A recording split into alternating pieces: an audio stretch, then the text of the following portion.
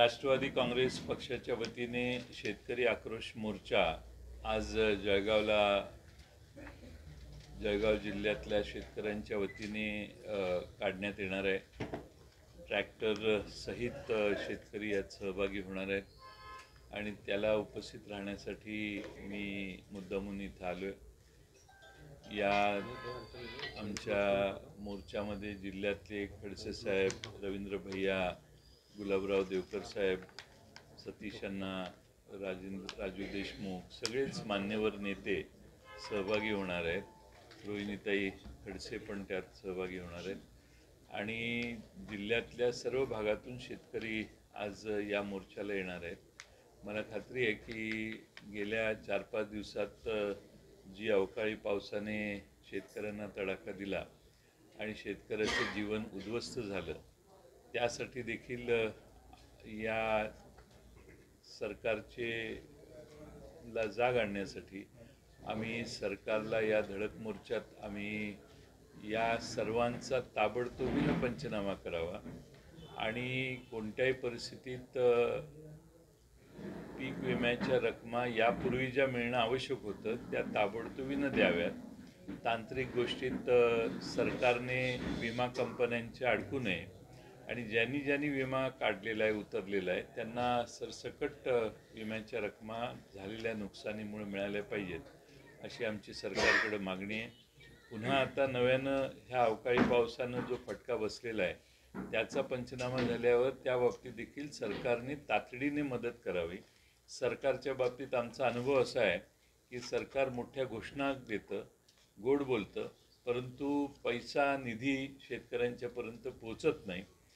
काही ठिकाणी महाराष्ट्रात वेगवेगळ्या ठिकाणी अशा घटना घडल्या की पीक विम्याच्या रकमा अत्यंत तोकड्या मिळालेल्या आहेत आणि काही ठिकाणी शेतकऱ्यांची थट्टा देखील करण्यात आलेली आहे। आज जळगाव जिल्ह्यापुरतं बोलायचं झालं तर ज्वारी असेल, गहू असेल किंवा सगळी कोरडवाहू धान्य मधल्या 4-5 दिवसाच्या अवकाळी पावसात त्यांना फार मोठा फटका बसला। केळीच्या विम्याच्या संबंधात पीक विमा कंपन्या वेगळा डिस्प्यूट तयार करून पीक विमा देण्याचं टाळायला लागलेले आहेत आणि त्याचबरोबर केळीच्या बरोबर कापसाचा शेतकरी देखील आमचा मोठ्या प्रमाणात अडचणीत आलेला आहे। कापसाच्या शेतकऱ्यांनी 7,000 मागच्या वर्षी 12,000 रुपये दर होता, पण आज मात्र शेतकऱ्यांना 6,500-7,000च्या दरम्यानच दर मिळतोय। त्यामुळे शेतकऱ्यांच्या कापसाला किती दर यावा, आज जे सत्तेत बसले आहेत त्यांनी फार वारेमापपूर्वी सत्तेत नसताना मागण्या केलेल्या होत्या। आमचा वारेमाप मागण्या आम्ही करत नाही, पण किमान मागच्या वर्षी जो दर मिळालेला होता तो 12,000 रुपये दर जर मिळत नसेल तर वरचे 5,000 रुपये शेतकऱ्यांना सरकारने अनुदान म्हणून ताबडतोब घोषित करावेत। आणि आज शेतकऱ्यांची जी कुचंबना आहे, कुठल्याही कांदा, नाशिक जिल्ह्यात तुम्ही गेला तर कांद्याच्या शेतकऱ्याला दर नाही मिळाला, बाजारभाव पडले म्हणून फटका बसलेला आहे। कुठल्याही भागात जर गेला तर शेतकऱ्यांच्या उत्पादनाच्या किमती अत्यंत म्हणजे त्यांच्या उत्पादन खर्चही निघत नाही अशी अवस्था आहे आणि म्हणून सरकारने या मागच्या वर्ष-दीड वर्षात ज्या गोष्टी करणं अभिप्रेत होतं त्या कोणत्या गोष्टी करत नाहीत। मोठ्या इव्हेंट करणं, फार मोठ्या घोषणा करणं, याच्या पलीकडे शेतकऱ्याला टीव्हीत काही घोषणा याच्या पलीकडे शेतकऱ्याला लाभ होत नाही आणि म्हणून शेतकरी महाराष्ट्रातला अस्वस्थ आहे।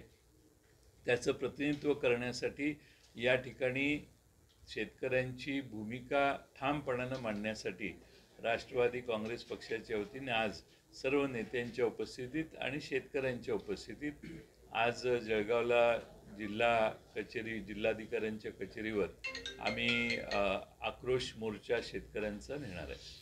जिल्हा जळगाव जिल्हा राहतो। पीक विम्याचा प्रश्न आहे। जिल्ह्यामध्ये 3 मंत्री आहेत, मात्र शेतकऱ्यांना अक्षरशः कापसावर पूर्ण टिलर ट्रॅक्टर फिरवण्याची वेळ आली आहे। कापसाला भाव मिळत नाही म्हणून कापूस घरात पडलेला आहे। यावेळेस कापसाचं क्षेत्र सुद्धा शेतकऱ्यांमुळे घटलेलं आहे। नाही, खरं म्हणजे शेतकऱ्यांना कापसाचे दर वधारून मिळायचे असतील तर सरकारने चढ्या दरांनी बाजारभावात खरेदी कापसाची चालू ठेवली पाहिजे। प्रसंगी कापूस निर्यात पण केला पाहिजे। पण शेतकऱ्यांच्या कापसाची खरेदीच आता कुठं चालू नाही आहे. त्यामुळं केंद्र सरकारच्या पुढाकाराने जर कापूस खरेदीच्या केंद्र चालू करण्यात आली तर थोडा बहुत तरी न्याय मिळेल. आता तो न्याय मिळण्याची स्टेज गेलेली आहे. सरकारने कोणत्याही परिस्थितीत आता प्रत्येक कापसाच्या मागे कापसाच्यासाठी जसं मागच्या वर्षी 7,000 रुपये दर होता, ते वरचे 5,000 रुपये शेतकऱ्याला अनुदान म्हणून सरकारने द्यायला पाहिजेत.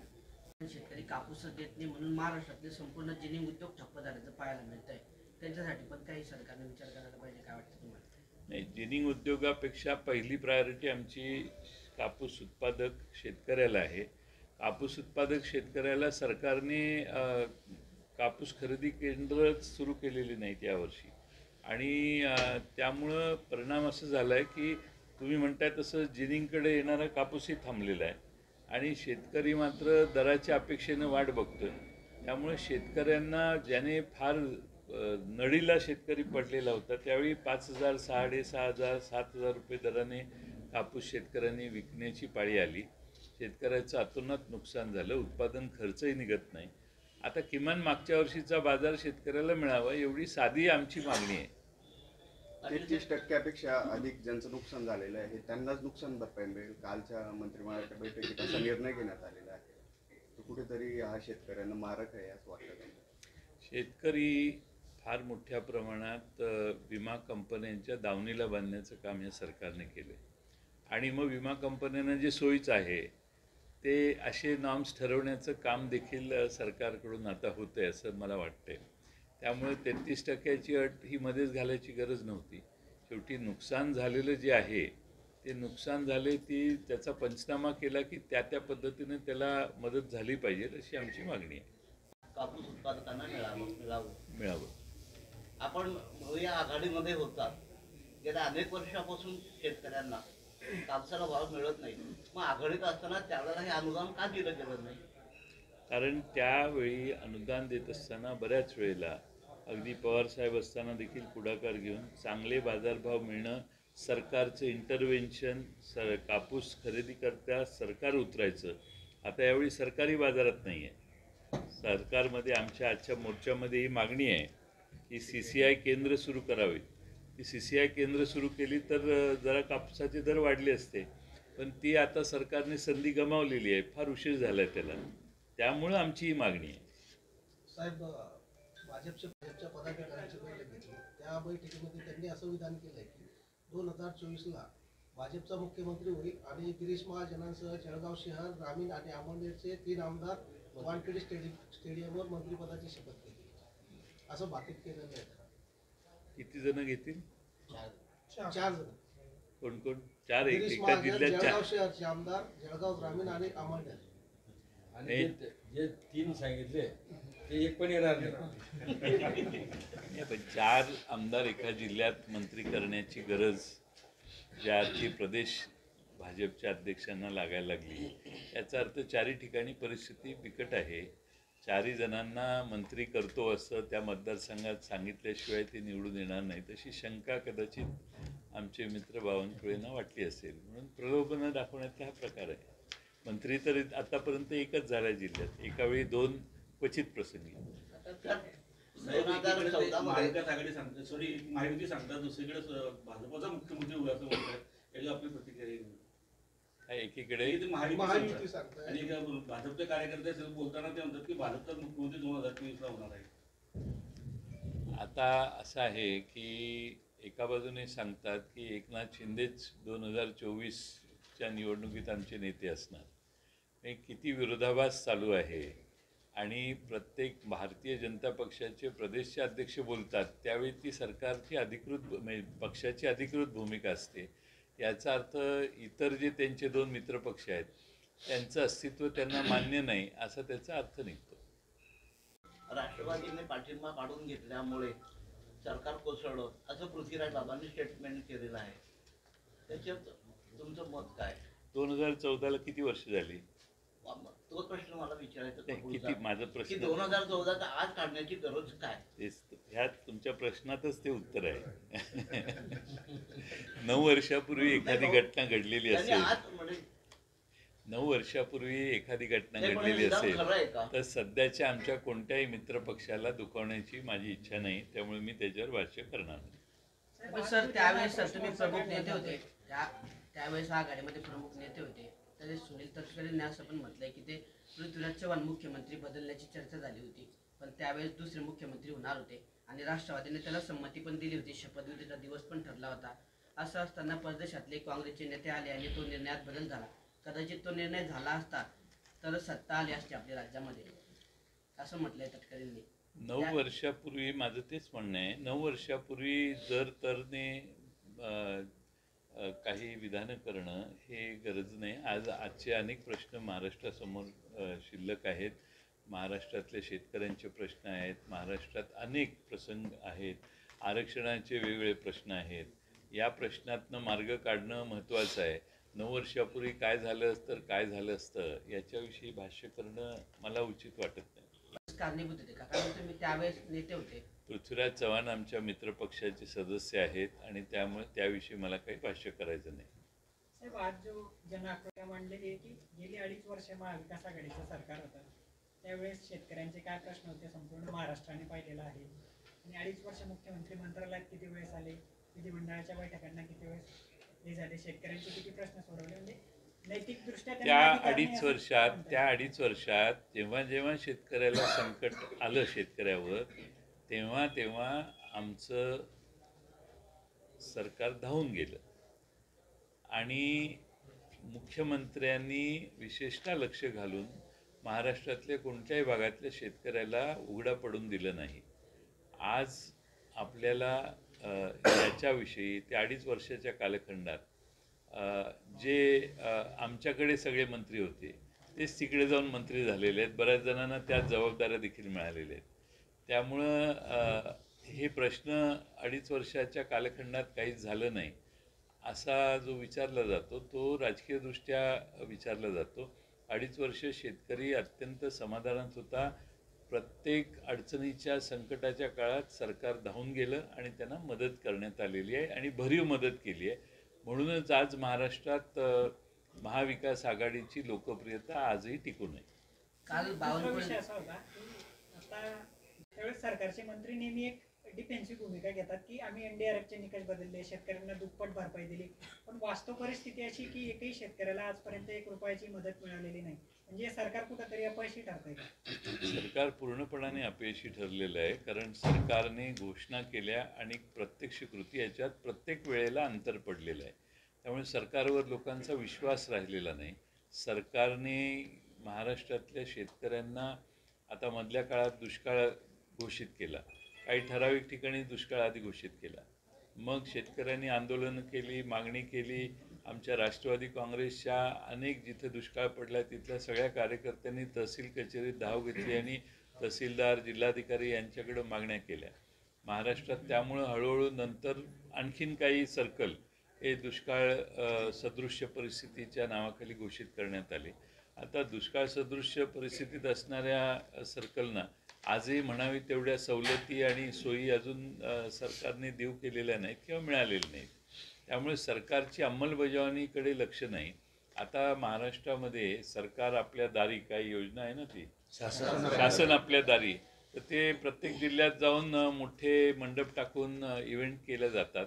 त्याच्या आधी महिना दीड महिना सगळ्यांची महत्त्वाची जी सर्टिफिकेट किंवा महत्त्वाचे निकाल द्यायचे असतात ते थांबवले जातात आणि मग ते त्या स्टेजवर बोलवून स्टेजवर वितरित केले जातात.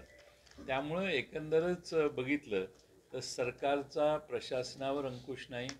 सरकार वेगळ्या भूमिका, सरकारमधले मंत्री वेगळ्या भूमिका घेत आहेत.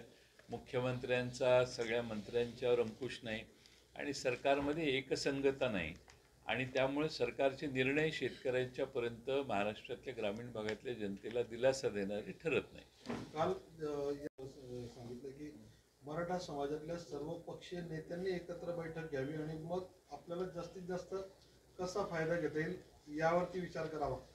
जरांगे एकीकडे नेतृत्व करताना आपल्याला बघायला मिळते, जरांगेंचं नेतृत्वाला शह देण्यासाठी असं बोलले असतील असं वाटतं. नाही, असं आहे की महाराष्ट्रातल्या मुख्यमंत्र्यांनी मंत्रिमंडळ त्यांच्याबरोबर आहे. मुख्यमंत्र्यांची भूमिका वेगळी दिसते आम्हाला आणि मंत्रिमंडळातल्या काही मंत्र्यांची वेगळी भूमिका दिसते. भारतीय जनता पक्षाचे अध्यक्ष आज तुम्ही सांगताय ती भूमिका मांडतायत. म्हणजे हे सगळ्याच गोष्टी या नक्की सरकारचं धोरण काय. आता जरांगेंनी दिलेली मुदत संपत आली, 24 डिसेंबरपर्यंत त्यांनी काहीतरी मुदत दिली आहे. अजून सरकारने ठामपणाने काय निष्कर्ष काढणार हे अजून सांगितलेलं नाही. आणि दुसऱ्या बाजूने मंत्रिमंडळातलेच काही लोक महाराष्ट्रभर फिरून आपल्या भूमिका मांडतायत. माझी विनंती सरकारला, मुख्यमंत्र्यांना हे आहे की त्यांनी सगळ्या मंत्र्यांना एकत्रित बसवावं. मराठा समाजाच्या नेत्यांनी किंवा कुठल्या अन्य समाजाच्या नेत्यांनी बाहेर व्यासपीठावर बोलण्यापेक्षा महाराष्ट्रातली सर्व जाती समाज यांच्यात सलोखा टिकवण्याच्यासाठी मंत्रिमंडळात एक ठाम निर्णय घ्यावा आणि घोषणा करावी त्याची. पण सरकार तसं करताना दिसत नाही. सरकारमधले काही मंत्री एका बाजूला, काही मंत्री एका बाजूला करून आपले, आता मी त्याच्यावर भाष्य करत नाही, पण सरकारने एकसंघ भूमिका मांडली पाहिजे आणि आम्ही वाट बघतो सरकार काय भूमिका मांडते. काल ते यावरच बोलले होते, काल आरक्षणावरच बावनकुळे बोलताना म्हणाले की मराठा आरक्षणाचे जनक हे देवेंद्र फडणवीस आहेत. त्याच्यावर पृथ्वीराज चव्हाणांनी माहिती दिलेली आहे मधल्या काळात, आरक्षणचं काय झालं काय नाही. आणि आज एवढा मोठा महाराष्ट्रात तणाव निर्माण झालेला आहे ओबीसी समाज आणि इतर समाजांच्यामध्ये, विशेषतः मराठा समाजामध्ये. तो तणाव कमी करण्यासाठी सरकारकडून काहीच होत नाही. उलट हा तणाव वाढवण्याच्यासाठीच काही वातावरण निर्मिती होते का काय, असं लोकांचा मत व्हायला लागले. त्यामुळे सरकारने, स्वतः मुख्यमंत्र्यांनी आपल्या मंत्रिमंडळातल्या मंत्र्यांचं मत विचारात घेऊन सरकारची ओबीसींच्या बाबतीत काय भूमिका आहे, सरकारची मराठा आरक्षणाबाबत काय भूमिका आहे हे स्पष्ट सांगितलं पाहिजे. तर आपको ऐसा लगता है की भाजप वक्तव्य केलं की इंडिया आघाडीमधले जे काही नेते आहेत, एकनाथ खडसे, शरद पवार यांनी त्या आघाडीतनं बाहेर पडावं. त्याचं कारण त्यांनी म्हटलेलं की उदयनिधी जे आहे स्टॅलिन, त्यांनी सनातन हिंदू धर्म संपवण्याची घोषणा केलेली आहे आणि त्याच पक्षामध्ये हे नेते जर असतील तर यांना त्या ठिकाणी राहण्याचा अधिकार नाही. एकनाथ खडसेंचं नाव घेतलं म्हणून सांग, ते बावनकुळे ही भूमिका या ठिकाणी मांडत असताना ते विसरतात की सनातन धर्माविषयी त्यांना एवढी जर आस्था आहे तर काश्मीर म्हणजे ते मुक्ती मोहम्मद काय होती, महबूबा मुक्तीबरोबर जात असताना सनातन धर्म त्याने कुंटीला टांगून ठेवला होता का? त्यावेळेस तुम्ही सनातन धर्म विसरला होता का? राजकारणाच्या सोयीसाठी प्रश्न वेगळा आहे विचारणं, परंतु प्रत्यक्ष कृती करत असताना आपण हे सोयीस्कर विसरतो की काश्मीरमध्ये तुम्ही त्यांच्याबरोबर राज्य केलं ना, त्यावेळेस कुठं होतं, त्यांना मान्य होतं का त्या मुक्तीला, काय त्या महबूबा मुक्तीला मान्य होता का सनातन धर्म? नाही. मग असं असताना तुम्ही संसार केला ना, मग असा प्रश्न विचारण्याचा अधिकार तुम्हाला काय? बावनकुळे हे पण म्हणले होते की यामध्ये जे आहे खरं तर उदयनिधी स्टॅलिन यांनी केलेलं विधान जे आहे हे उद्धव ठाकरे असतील, शरद पवार असतील किंवा एकनाथ खडसे त्यांना मान्य आहे का? मान्य असेल त्यांनी स्पष्ट करावं, अन्यथा धमक असेल तर इंडिया माझा हाच मुद्दा आहे. त्यांना मान्य होतं का ते? त्याचं उत्तर त्यांनी आधी द्यावं. त्या मुक्ती सईद बरोबर काय होतं, त्यांच्याबरोबर जाताना ते मान्य होतं का? त्यांना जर ते मान्य असेल तर मग पुढचं उत्तर मी द्यायला तयार आहे. पाटील साहेब, सुषमा अंधारे यांना एक निनावी पत्र मिळालं, पोलीस अधिकारी यांचं नाव होतं, त्यांनी ती चिठ्ठी गृहमंत्रालयाला दिलेली आहे. आता मुनी मागे आरोप लावला होता की ललित पाटीलचं जळगाव कनेक्शन होतं. तर या सगळ्या गोष्टी दाबण्यासाठी, पद्धतशीरपणे दाबण्यासाठी गृहमंत्रालय त्याच्याकडे सोयीस्करपणे दुर्लक्ष करत आहे. काय वाटतं? ललित पाटील ही एक केस अशी आहे की ज्याच्यात सरकारमधले मंत्री कसे इन्व्हॉल्व्ह होऊ शकतात. एखाद्या गुन्हेगाराला हॉस्पिटलमध्ये नेऊन ठेवण्यात, त्याला बाहेर जाण्याची मदत करण्यात हे स्पष्ट झालेलं आहे आणि सरकारमध्ये बसलेल्यांचाच त्यात हात आहे हे सगळ्यांना माहिती आहे. आता त्यामुळे सरकारने खरं म्हणजे स्वतः स्वच्छ आपण आहोत हे सिद्ध करायला इंडिपेंडंट त्याची इन्क्वायरी केली पाहिजे. आता तुम्ही सांगता तसं सगळं गुलदस्त्यात ठेवण्याचा प्रयत्न सरकारकडून होईल आणि जळगावचं कनेक्शन जे आहे त्याच्यावर पांघरून घालण्याचा प्रयत्न करावा लागेल. पण किती वेळा पांघरून कशावर घालणार हे याला मर्यादा येतातच शेवटी. सगळ्यांनाच माहिती आहे काय ललित पाटील प्रकरण आहे ते. आणि जळगावच नाही, एक मिनिट, जळगावच नाही तर नाशिकचं कनेक्शन, चाळीसगावचं कनेक्शन हे उघड झालेलं आहे.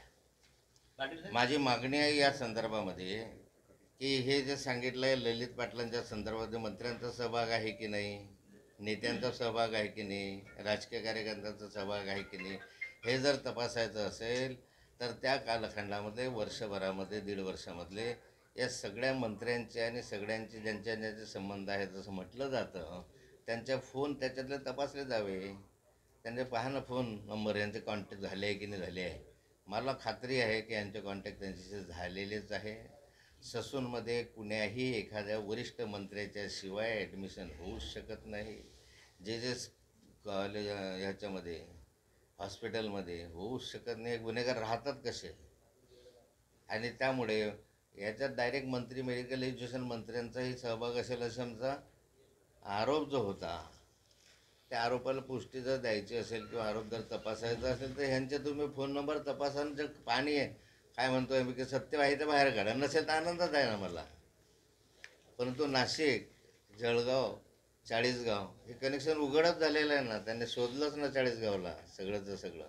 मग चाळीसगावला 3 दिवस हा ललित पाटील कुणाकडे होता हे तरी जाहीर करावं.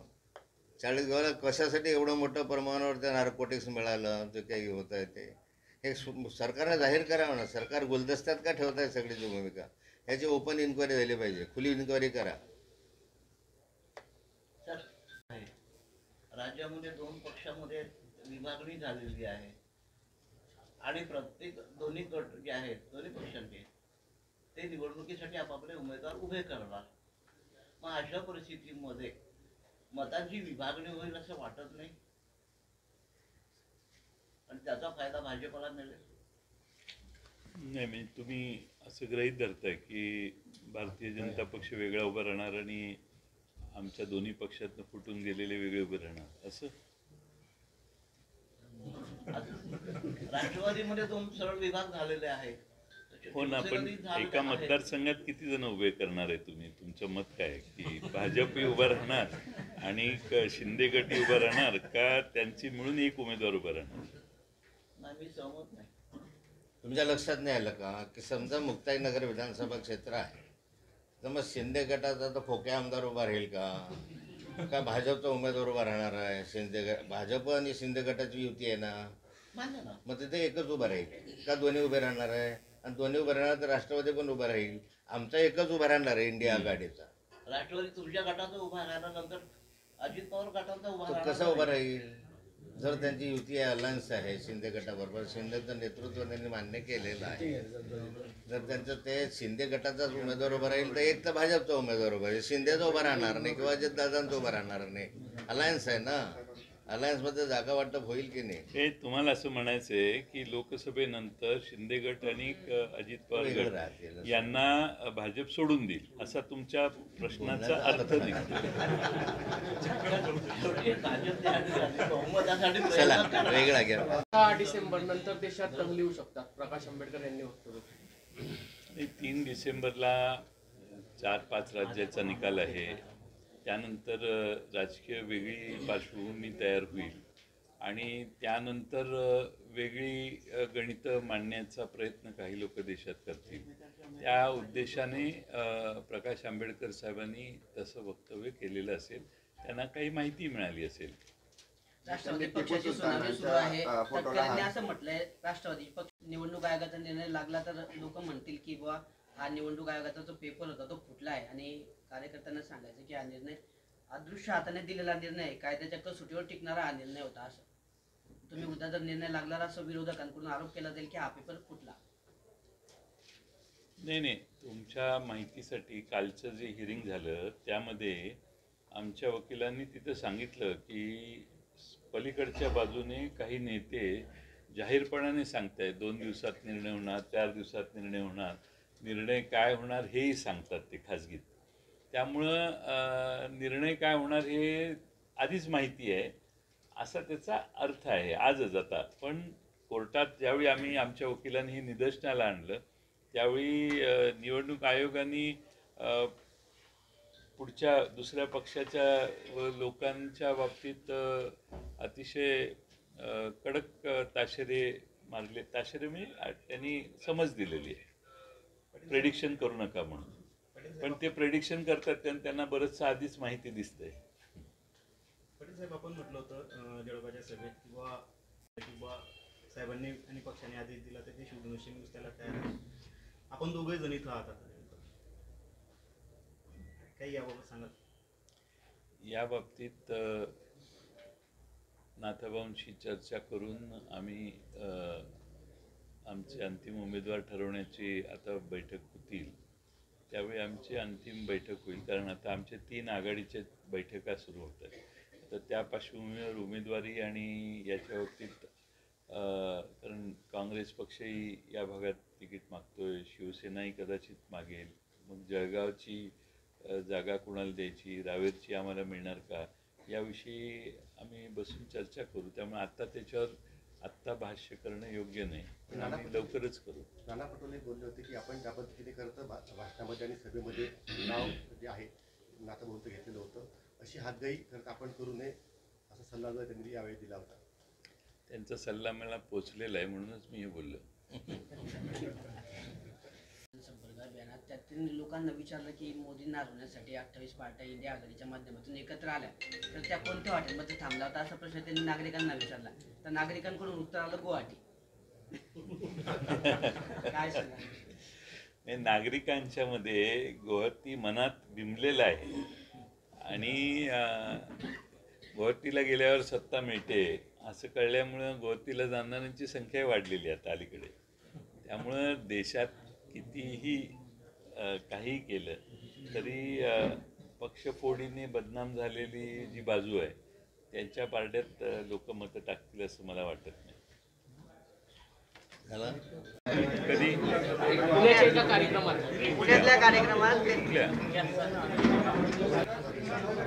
काल कुठे झालं विषय म्हणून ते तसं बोलले असतील. दादा पहिलेपासून नाही मी तुम्हाला माहिती दिली. त्या ठिकाणी कर्जतला सभा झाली, त्यामध्ये हे बोलले तसं तुमच्या काल तिथंच सभा झालेली होती आणि त्या ठिकाणी स्थानिक जे कार्यकर्ते आहेत त्यांना उमेदवारी पाहिजे सुधाकर गारे म्हणून, त्यामुळे त्यांच्या समाधानासाठी ते बोलले असावेत. तुम्ही ते राज्य पातळीवर लगेच आणू नका. त्यांनी ती कालची सभा आयोजित केलेली होती, त्याला उत्तर म्हणून त्यांनी ते सांगितलं असेल. दादा सुनील तटकरेंनी म्हटलंय की महाविकास आघाडी स्थापन झालं त्यावेळेस आत्ताच्या सोबत नाही आहेत ते पण त्यावेळेस सोबत होते आणि त्यांनी एक पत्र तयार केलं होतं. आज शाहू आंबेडकर यांचा वारसा सांगणाऱ्यांनी देखील त्यावर सही केली होती असं तटकरेंनी म्हटलं. आणि तटकरेंवर आरोप होतोय की त्यांनी अलिबागची बैठक घेतली होती, त्यावर तटकरेंनी स्पष्टीकरण दिलंय की ती बैठक शरद पवारांनीच घ्यायला सांगितलं होती. अलिबागला बैठक घेतली होती तटकरेंनी, ती बैठक अलिबागला तटकरेंनी घेतल्याचा आरोप होतोय. तर शरद पवारांनीच ती बैठक घ्यायला लावली होती असं ते म्हणतात. त्यावेळी शिबिर घेतलेलं होतं, शिबिर बैठक बोलवलेली होती. त्यांनी जे अध्यक्ष होते पवार साहेबांच्या सूचनेनुसारच बैठक बोलवली असेल, त्यात काय वेगळं काय मला वाटत नाही. पवार साहेब आले त्या बैठकीला म्हणजे त्यांनी कन्सेंट दिल्यावरच आले. हिंदू धर्मियांच्या सणाच्या सुट्ट्या रद्द केल्या आहे, मात्र मुस्लिम धर्मियांच्या सणांना सुट्ट्या देण्यात आलेल्या आहे. काय सांगा? मला माहीत नाही त्यांनी काय केलं आणि काय नाही. पाटील साहेब, ते प्रकाश आंबेडकर यांनी टिपू सुलतान यांच्या फोटोला हार घातला, तर असे नेते हे उद्धव ठाकरेंना चालतात का असा भाजपने आरोप केला वंचित बहुजन मेळाव्यामध्ये. तुमचं काय मत? हार घालणारे वेगळे, प्रश्न विचारलाय ज्यांना ते वेगळे, प्रश्न विचारणारे तिसरे. नाही, तुम्ही मित्रपक्षात आहे. मला कशाला त्याच्यात मी कुणाचाही प्रश्न कुणालाही का विचारतो, ज्याचा त्याला प्रश्न विचारत जावा. साहेब, दत्ता दळवींना काल अटक झालेली आहे आणि त्याच्यावर संजय राऊतांनी सांगितलं होतं की सुप्रिया सुळेंबद्दल अब्दुल सत्तारांनी पण आक्षेपार्ह वक्तव्य केलं होतं, तर त्यांच्यावर का गुन्हा दाखल झाला? मला काय वाटतं? एकदम संजय राऊत म्हणतात ते अतिशय योग्य आहे. आणि दत्ता राऊतना ज्या पद्धतीने काल अटक झाली, तर मग सुप्रियाताईंच्या बाबतीत अनुद्गार ज्यांनी काढले त्यांना देखील तीच कारवाई लगेच केली पाहिजे, समान कारवाई केली पाहिजे ना. फक्त तुमच्याबद्दल बोलले म्हणून कारवाई, दुसऱ्यांच्याबद्दल कोणी काही बोललं, स्त्रीबद्दल बोललेले अनुद्गार हे तर जास्त गंभीर असतात. Hello guys, please like, comment and subscribe our channel.